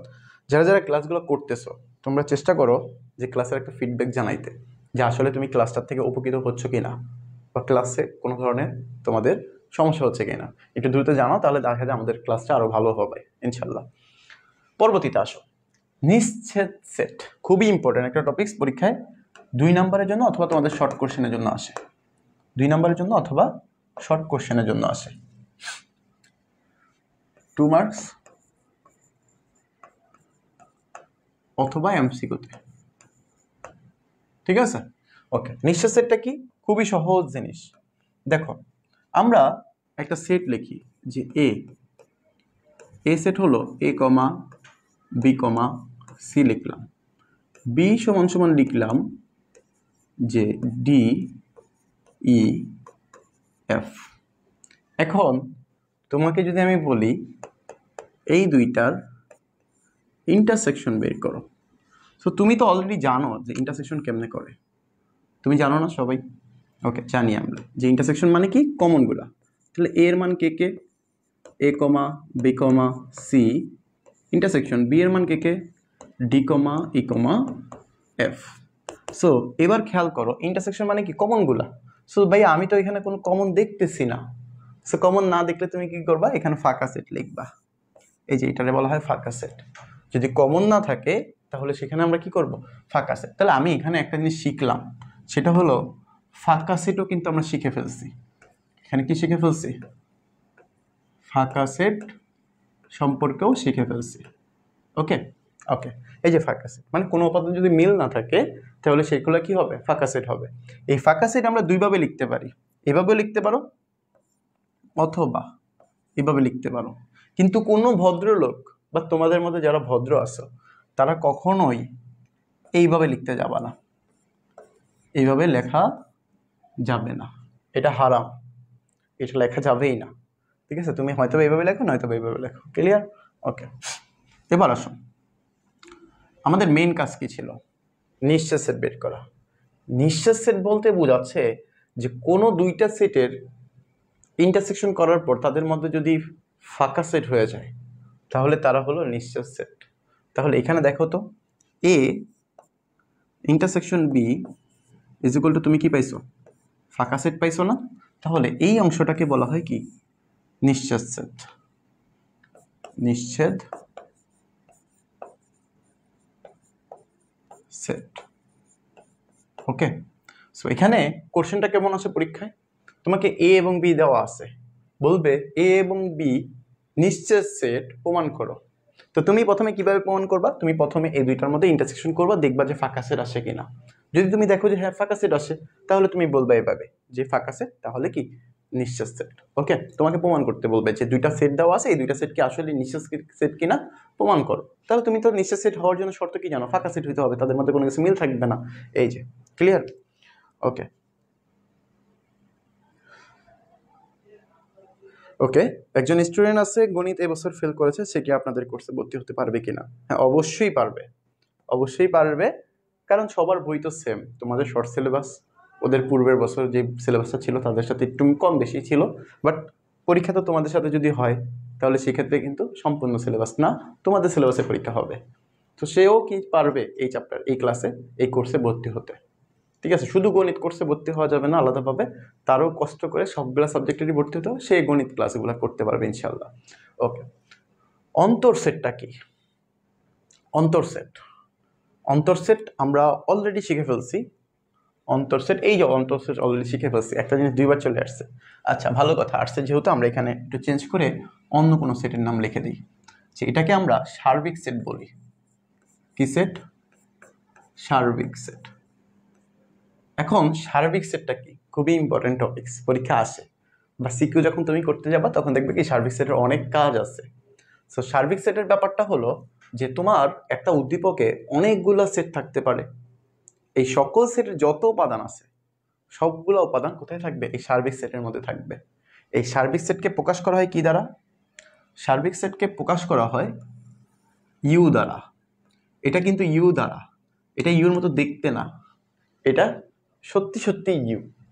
ঠিক আছে, ওইটা ছিল মিশামিশি, অবাস্তব, ইউর মতো দেখতে ছিল, বাট এটা হলো সত্যি সত্যি ইউ, এটা ইউ। ওকে, ইউ দ্বারা প্রকাশ করা হয়। আমার লেখা তোমরা বুঝো, লেখা দেখতে বা বুঝতে সমস্যা হয় কিনা জানিও তো। ওকে, ইউ দ্বারা প্রকাশ করা হয়। এবার আসো, ইউ আসলে কি বোঝাচ্ছে আমি যদি একটু লিখি। ওকে, আচ্ছা, আমি যদি তোমাকে একটু বুঝাই যে হলো এ কমা বি কমা, ভি হলো সি কমা ভি, সি হলো ডি কমা ই কমা এফ। সো এটা আমাদের উদ্দীপক দেয়া আছে, মনে করো এই যে এটা আমাদের উদ্দীপক দেয়া আছে। এখান থেকে আমি জিজ্ঞাসা করলাম কি যে ইউ মানে কি বা সার্বিক সেট কত। তো তুমি তো সার্বিক সেট মানে কি জানো, উদ্দীপকে যা থাকবে সব। উদ্দীপকে কি কি ছিল দেখো তো, উদ্দীপকে কি কি আছে, উদ্দীপকে কি কি আছে। উদ্দীপকে আমি প্রথম থেকে চিন্তা করবো, এ আছে, বি আছে, সি আছে, ডি। তাহলে A B C D E F সবগুলো আসবে। এখন যদি কোনোটা ডাবল থাকে, যে বি দুইবার আছে, আমি দুইবার নিব না, আমি একবার করে নিব। সো উদ্দীপকে যা থাকবে সবগুলো উপাদান কোথায় অন্তর্ভুক্ত থাকবে, ইউ এর অন্তর্ভুক্ত থাকবে। সো এটাকে কি বলা হয়, সার্বিক সেট বলা হয়। ওকে, আশা করি ক্লিয়ার। এবার আসো পরেরটাতে যাই। এবার আসো প্র্যাকটিস। আচ্ছা, প্র্যাকটিস করার আগেও আমরা একটা টপিকস নিয়ে আলোচনা করি, যেটা হয়তো বা বাদ পড়ে গেছে। সো এটা কি, সেটা হলো, ওকে একটু লিখে নেই, সেটা হলো পূরক সেট। কি সেট, পূরক সেট। ওকে, পূরক সেটটা কি, পূরক সেটটা হলো, আচ্ছা আগে দেখতে কেমন সেটা একটু বলি। যে মনে করো এ একটা সেট, এটার উপরে এই চিহ্নটা থাকতে পারে, অথবা এর উপরে সি থাকতে পারে। এই দুইটা জিনিস দ্বারা মূলত পূরক সেটটাকে চিহ্নিত করা হয়। এটা একটা, আচ্ছা আমি একটু মুছে ভালো করে লিখি।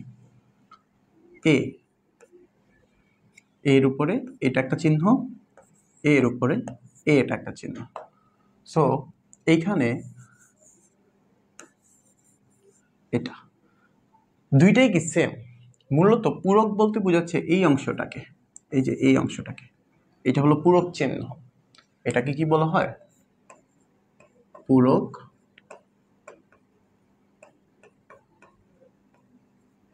চিহ্ন। এটাকেও কি বলা হয়, পূরক চিহ্ন।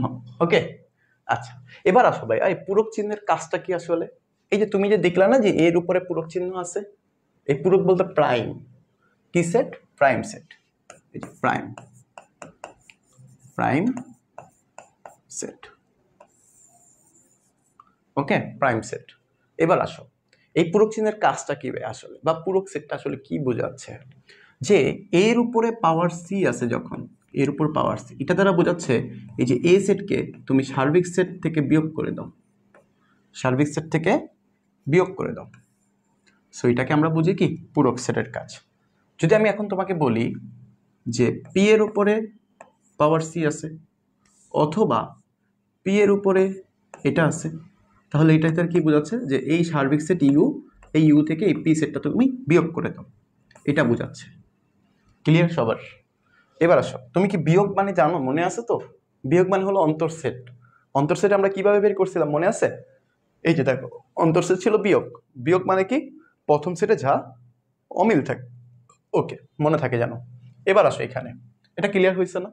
আমি যদি আরেকটু বলি, মনে করো সাপোজ আমাকে বললো কি যে এই ইন্টারসেকশন বি, এইটার উপরে পূরক আছে, তাহলে এটা তুমি কি করবা, এই যে ইউ থেকে বিয়োগ করবা, কাকে বিয়োগ করবা, কার উপর পূরক আছে, এই ইন্টারসেকশন বি পুরাটার উপর পূরক আছে না, তাহলে এই সম্পূর্ণটাকে তুমি বিয়োগ করে দিবা, যে এই ইন্টারসেকশন বি।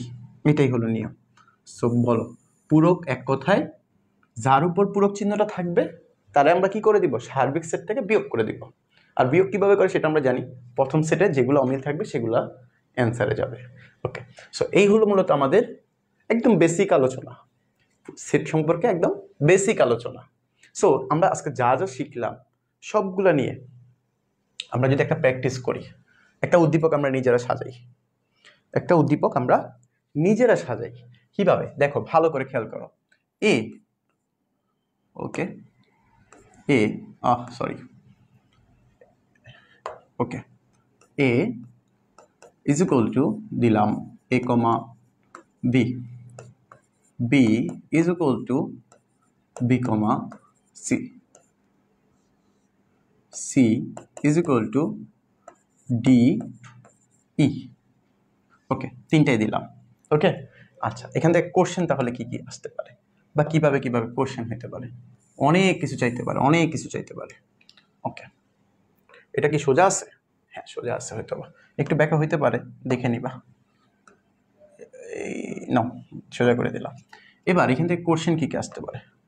কোশ্চেন আসতে পারে, 1 নম্বর কোশ্চেন যে এ ইন্টারসেকশন বি কত। 2 নম্বর কোশ্চেন এ ইউনিয়ন বি কত। 3 নম্বর কোশ্চেন বি ইন্টারসেকশন সি কত। 4 নাম্বার কোশ্চেন করতে পারে যে বি প্রাইমের মান কত। আচ্ছা, বি প্রাইম বাদ, প্রথমে আমি চিন্তা করলাম ইউর মান কত, ইউর মান কত। 5 জিজ্ঞাসা করলাম যে এ বিয়োগ বি কত। 6 জিজ্ঞাসা করলাম বি বিয়োগ সি কত।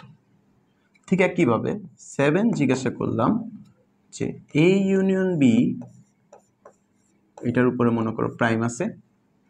8 জিজ্ঞাসা করলাম যে এ প্রাইম সি, এটার মানে কি। এগুলো আমি জাস্ট বলে রাখলাম। সো এগুলো প্রত্যেকটাই কি একটা একটা করে কোশ্চেন, একটা একটা করে কোশ্চেন, মানে একটা উদ্দীপক দিয়ে আমরা যা যা শিখলাম সব এখানে চলে আসছে, দেখবা সব এখানে চলে আসছে। ওকে, সো আমরা যদি একটু সলভ করে দেখাই, খুব সহজে তুমি নিজেই বলতে পারবে। এখন দেখো, যারা অলরেডি ক্লাসগুলো করছে এতক্ষণ, তারা অলরেডি নিজেরাই এখন এই কোশ্চেনগুলোর উত্তর দিতে পারবা। কিভাবে দেখো, কিভাবে হয়েছে আমাদের এগুলা। আমরা যদি দেখি যে এ এবং বি এই দুটা ইউনিয়ন আছে না ভাইয়া, 1 নাম্বার কোশ্চেনটা আমি যত সহজে করানো যায়, যত দ্রুত করানো যায়। ওকে, 1 নাম্বার কোশ্চেন, 1 নাম্বার কোশ্চেনটা কি ছিল? এ ইন্টারসেকশন বি না। ইন্টারসেকশন মানে কি ছিল? কমন। এই দুইটার মধ্যে কমন কে কে আছে? বি কমন না শুধু, তাহলে এই ইন্টারসেকশন বি মানে কি? শুধুমাত্র বি আসবে। ওকে, সবাই বুঝতে পারছি যে এই ইন্টারসেকশন বি মানে কি? শুধুমাত্র বি আসবে, বি। ওকে, এটা হলো আমাদের উত্তর একটা, শেষ। 2 নম্বরে আসো। 2 নম্বরে কি বলছে? A union B, A union B. এখন এই ইউনিয়ন বি মানে কি? এই দুইটার মধ্যে কমনও থাকবে যেগুলো, সেগুলোও নিব, আনকমন যেগুলো সেগুলো নিব। তাহলে এ বি সি। ওকে, তাহলে এখানে এ বি সি। সো দেখো, এটা আমাদের 2 নাম্বারটার উত্তর। ওকে, আচ্ছা, এবার আসো 3 নাম্বারে। 3 নাম্বারে কি বলছে? 3 নাম্বারে বলছে যে বি ইন্টারসেকশন সি। তুমি দেখো তো, বি এবং সি এর মধ্যে কি ইন্টারসেকশন যেহেতু কমন, এখানে কি বি ইন্টারসেকশন সি এর মধ্যে কি কোনো কমন আছে? না। তো কমন না থাকলে তুমি সেটাতে কি লিখবা? ফাঁকা সেট লিখবা না? তুমি দেখো বি ইন্টারসেকশন সি, তো তুমি কমন নাই, তাহলে সেটা কি? ফাঁকা সেট। সো এটাই আমাদের উত্তর। ওকে, আচ্ছা, এরপরে আসো যে 4 নাম্বারে। তাহলে তুমি চিন্তা করো তো, এখান থেকে কিন্তু এই 3 নাম্বারটা দিয়ে আরেকটা কোশ্চেন করতে পারে যে বি এবং সি নিঃশেষ সেট প্রমাণ করো। হ্যাঁ, অবশ্যই নিঃশেষ সেট প্রমাণ করা হয়ে গেছে, কারণ তুমি জানো নিঃশেষ সেট বলতে বোঝায় ইন্টারসেকশন করবা, করার পরে সেটা দেখবো যদি ফাঁকা সেট হয় তাহলে সেটা কি? নিঃশেষ সেট। ওকে, 4 নম্বরে আসি। 4 নম্বরে সবচেয়ে মজার কোশ্চেন ইউ ছিল। ইউ মানে কি? ইউ মানে হলো সার্বিক সেট ছিল। সার্বিক সেট মানে কি? একটা উদ্দীপকে যতগুলো উপাদান আছে সবগুলোই কি ইউ সেটের অন্তর্ভুক্ত থাকবে। তাহলে ইউর মধ্যে কে কে ঢুকবে? যে ইউ, এটার মধ্যে প্রবেশ করবে কে কে? যে এ আছে, বি আছে, সি আছে, ডি আছে, ই আছে। তাহলে A B C D E. ওকে, এটা আমরা নিজেরা সলভ করে ফেললাম। ওকে, এবার আসো 5 নম্বরে। 5 নম্বরে কি বলছে? এ মাইনাস বি। দেখো তো, এ মাইনাস বি, এটা কি কোনো কোশ্চেন পড়লো? মাইনাস মানে কি? অন্তর সেট না, মানে বিয়োগ ছিল। তো বিয়োগ সেটের মধ্যে তুমি প্রথমে কি মনে রাখবা? যে প্রথম সেটে যেগুলা অমিল থাকবে। তো এখানে প্রথম সেট কে? এ না? যেহেতু এ মাইনাস বি বলছে, প্রথম সেটটা কে? এ। তো এ মাইনাস বি মানে কি, প্রথম সেটে যেগুলো অমিল, এ আর বি আমি ধরলাম এখানে, এই দুটার মধ্যে অমিল আছে কে, প্রথম সেটের মধ্যে অমিল কে আছে, যেমন দেখো প্রথম সেটে এ আছে বি আছে, প্রথম সেটের গুলো দেখবো যে প্রথম সেটে এ আছে সেটা কি বিতে আছে, নাই, তাহলে আমি এখানে এ লিখলাম। এরপরে দেখো প্রথম সেটে বি আছে সেটা কি বিতে আছে, হ্যাঁ আছে, তাহলে এটা বাদ। এখানে কিন্তু বি দ্বিতীয় সেট, এই দ্বিতীয় সেটে সি মিলে নাই, সেটা কিন্তু আমি অ্যান্সারে লিখবো না, কারণ আমাদের অন্তরের নিয়ম ছিল কি যে প্রথম সেটে যেগুলা অমিল থাকবে সেগুলো আমাদের উত্তর, যেটা আমরা অলরেডি জেনে ফেলছি।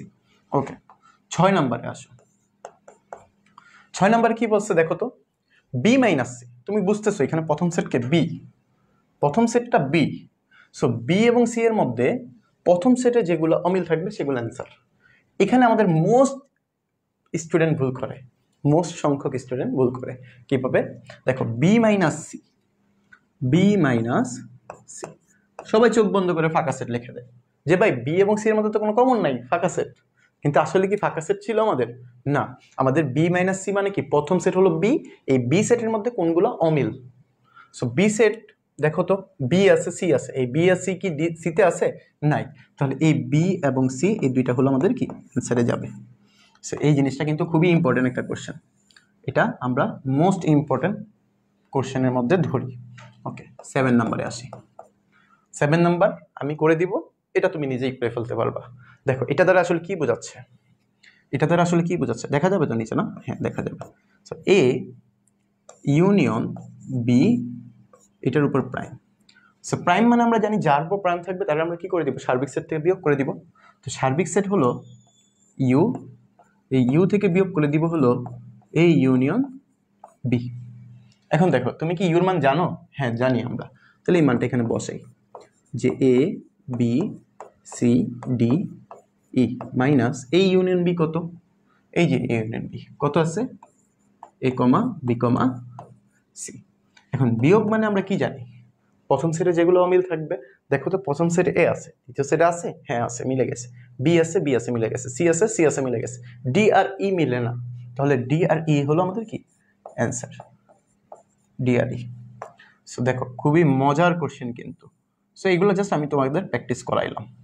সো তোমরাও কি করবা, তোমরাও বাসায় এরকম প্র্যাকটিস বানাবা, নিজেরা নিজেরা কোশ্চেন বানিয়ে সেটা সলভ করার চেষ্টা করবা।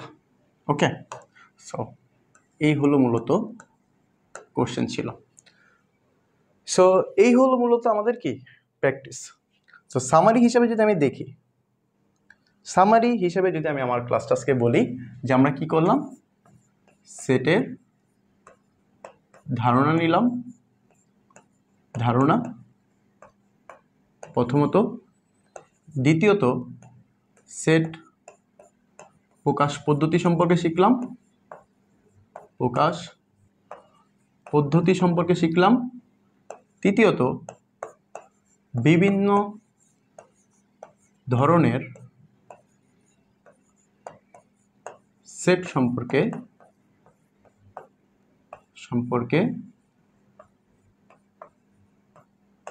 জানলাম। ঠিক আছে, এরপর আমরা কি করছি, কিছু প্র্যাকটিস করছি। সো এই হলো মূলত আমাদের আজকের ক্লাসটা ছিল। সো এবার আমি তোমাদের একটু কথা বলি, আমার গণিত ক্লাসগুলো এবং অন্যান্য সাবজেক্টের যে ক্লাস রুটিনটা, যারা কোচিং আমাদের কোর্সে এডমিশন নিয়ে ফেলছো তাদের যে একটা প্রাইভেট গ্রুপে এডমিট করানো হয়েছে না, বা হোয়াটসঅ্যাপ গ্রুপে এডমিট করানো হয়েছে না, ওইখানে ইনশাল্লাহ খুব দ্রুতই তোমাদের রুটিনটা দিয়ে দেওয়া হবে, রুটিনের কাজ অলরেডি চলমান। সো আশা করি এগুলো নিয়ে তোমাদের প্যারা খাওয়া দরকার নেই, তোমাদের ক্লাস যেহেতু চলতেছে তোমরা ক্লাসটা খুব ভালোভাবে মনোযোগ দিয়ে করো। এবং আমার ক্লাসটা, এই যে ম্যাথ ক্লাস সবচাইতে কিন্তু গুরুত্বপূর্ণ একটা চ্যাপ্টার, সবচাইতে গুরুত্বপূর্ণ একটা সাবজেক্ট। এই সাবজেক্টে প্রতি বছর কিন্তু অনেক অনেক স্টুডেন্ট ফেল করে, বা অনেক অনেক স্টুডেন্টের এ প্লাস মিস হয়ে যায়। সো একটা কথা বলবো শুধু, যে তোমরা চেষ্টা করবা যে অন্যান্য সাবজেক্টের সাথে তাল মেলানোর সাথে সাথে ম্যাথটাকে একটু বেশি ফোকাস দেওয়ার। কারণ তুমি সব সাবজেক্টে এ প্লাস পাইলা, বাট ম্যাথে যদি এ প্লাস মিস হয়ে যায় সেটাও কিন্তু তোমার জন্য যেমন ঝুঁকিপূর্ণ, অন্যান্য সাবজেক্টগুলোও তোমার জন্য কিন্তু ততটা ইম্পর্টেন্ট যতটা ম্যাথটাকেও তুমি ইম্পর্টেন্ট দিবা। বাট অন্যান্য সাবজেক্টে পাস করা যতটা ইজি, ম্যাথে কিন্তু তোমার অনেক কিছু শিখতে হবে, অনেক কিছু জানা থাকতে হবে, অনেক প্র্যাকটিস করতে হবে। সো তুলনামূলকভাবে একটু সময় বেশি দিতে হবে কোথায়, ম্যাথে। সো ম্যাথে যেহেতু বেসিকের অনেক ঘাটতি থাকে অনেক স্টুডেন্টের। সো আমরা চেষ্টা করবো যে আজকের ক্লাসটা যারা করছো তারা অলরেডি বুঝতে পারছো যে আমরা আসলে কীভাবে পড়াচ্ছি তোমাদের। সো যারা কোর্সে এনরোল করছো তারা তো আমাদের সাথে শেষ পর্যন্ত থাকবা, সাথে সাথে আমাদের গাইডলাইনগুলো তোমরা একটু ফলো করবা। সো গাইডলাইনগুলোর মধ্যে প্রথম কাজ হলো ক্লাসটা কন্টিনিউ রেগুলার মতো করবা, চেষ্টা করবা আমার সাথে সাথে ক্লাসটা কন্টিনিউ করতে। সেটা হলো সবচাইতে সহজ হবে, সবচাইতে উপযোগী হবে। কারণ তুমি যখন আমার সাথে ক্লাসটা কন্টিনিউ করবা তোমার সমস্যাগুলো আমাকে সাথে সাথে বললে আমি সমাধান করে দিতে পারতেছি। বাট পরবর্তীতে তুমি যখন রেকর্ডেড ক্লাসটা দেখবা সেক্ষেত্রে কিন্তু তোমার সমস্যাগুলো হলেও তুমি বলতে হবে গ্রুপে, মেসেজে। সো ওই মেসেজে বলার থেকে তুমি যখন আমার সাথে সাথে ক্লাসটা করবা তখন তোমার কিন্তু অটোমেটিকলি ক্লাসটা আমার সাথে সাথেই শেষ হয়ে যাইতেছে, এমনকি পড়াটাও কমপ্লিট হয়ে যেতেছে। সাথে তুমি কি করবা, এই ক্লাসটা দেখে দেখে একটা নোট করবা। আমরা যতটুকু পড়াবো, যেদিন যতটুকু পড়াবো ততটুকুই তুমি নোট করে ফেলো। নোট করে কিছু অঙ্ক প্র্যাকটিস কর নিজে নিজে। প্র্যাকটিস করার পর নোট করা যে খাতাটা সেটা একটা ছবি তোলো, তুলে আমাদের বাড়ির কাজের যে গ্রুপটা আছে বা তোমাদের যে হোয়াটসঅ্যাপ গ্রুপ না সরি তোমাদের যে গ্রুপ আছে ওই গ্রুপে বা আত্মাদিস অনলাইন মাদ্রাসার যে মেইন গ্রুপ আছে এই গ্রুপগুলোতে তুমি কি করো বাড়ির কাজগুলো জমা দাও। বাড়ির কাজগুলো জমা দেওয়ার পূর্বে প্রথমেই চেষ্টা করবা অবশ্যই তোমার নাম লিখবা, কোন ক্লাস, গণিত ক্লাস, কত নাম্বার ক্লাস, 1 নাম্বার ক্লাস, টপিক্সটা কি, সেট এবং ফাংশন, কে পড়াইছে, ফয়সাল স্যার পড়াইছে। ওকে, এগুলো লিখে চেষ্টা করবা একটা ছবি অ্যাড করে দিতে, দিয়ে তোমার বাড়ির কাজের গ্রুপের ছবিগুলা বা বাড়ির কাজের যে ছবিগুলো ওইগুলা দিয়ে তুমি পোস্ট করে দিবা। তাহলে দেখা যায় কি যে তুমি যখন আমার একটা ছবি সহ তুমি পোস্ট করবা তখন ওই পোস্টটা আমার চোখে আসবে। আমার চোখে আসলে আমি কি করব, তোমার ওই তোমার ওই নোটটা আমি দেখব। দেখে যদি মনে হয় যে কোনোটাতে সমস্যা আছে বা কোনোটাতে ভুল করছো বা কোনোটা সংশোধন করার প্রয়োজন তাহলে সেটা আমি তোমাকে জানিয়ে দিব, আর নয়তো বা আমি তোমাকে ওয়েলকাম করব, যেন নেক্সট পরীক্ষা বা নেক্সট ক্লাসগুলোতে তোমার যেন এই ধারাবাহিকতা বজায় থাকে। তাহলে তোমাদের কাজ কি, আজকে ক্লাসটা সুন্দর করে নোট করে ফেলবা, ক্লাসের ফিডব্যাক জানাবা, ক্লাসের ফিডব্যাক জানাবা গ্রুপে জানাও অথবা আমাদের পেজে জানাও অথবা যে কোনোভাবে জানাবা। সো যে কোনো সমস্যা হলে অবশ্যই গ্রুপে জানাবা। তোমাদের বাড়ির কাজগুলো আমি দেখতে চাই। তোমরা অবশ্যই যারা কোর্সে এনরোল করে ফেলছো, যারা কোর্সে এনরোল করো নাই বাট করবা, তারাও কি করবা এই ক্লাসটা শেষ করে তোমরা অবশ্যই বাড়ির কাজগুলা কমপ্লিট করে জমা দিবা। রেগুলার বাড়ির কাজ রেগুলার জমা দেওয়ার চেষ্টা করবা, যে আজকের ক্লাসটা আজকে করাইছে এই আজকের মধ্যেই জমা দেওয়ার চেষ্টা করবা। তাহলে দেখা যায় তোমাদের পড়ার অগ্রগতি ধরে রাখতে পারবা তোমরা। ওকে, অনেক কথা বলে ফেললাম। আর ক্লাস সম্পর্কে যদি কোনো সমস্যা থাকে সেটা জানাবা। অবশ্যই চেষ্টা করছি যে সর্বোচ্চ বেস্ট দেওয়ার, যেন তোমরা যারা একেবারেই পড়ো নাই সেট এবং ফাংশন সম্পর্কে ধারণা ছিলই না তারাও যেন আজকের ক্লাসটা করে সেট সম্পর্কে ভালো একটা আইডিয়া পাও, সেভাবেই ক্লাসটা করানো হয়েছে। সো এইভাবেই মূলত কন্টিনিউ করা হবে সবসময়। আশা করি যারা একদম কিচ্ছু পারো না তারাও যেন এই ক্লাসে এই কোর্সের মাধ্যমে তোমরা একদম ভালো প্রিপারেশন, দাখিলের একটা ভালো প্রিপারেশন যেন এখন থেকে নিতে পারো সেইভাবেই পড়ানো হবে। সো আশা করি আমাদের জার্নিটা তোমাদের সাথে খুব ভালো হবে। সো সবাই নোট করে ফেলবা, বাড়ির কাজগুলো জমা দিয়ে দিবা। নেক্সট ক্লাস আবার দেখা হবে। আসসালামু আলাইকুম ওয়া রাহমাতুল্লাহি ওয়া বারাকাতুহু।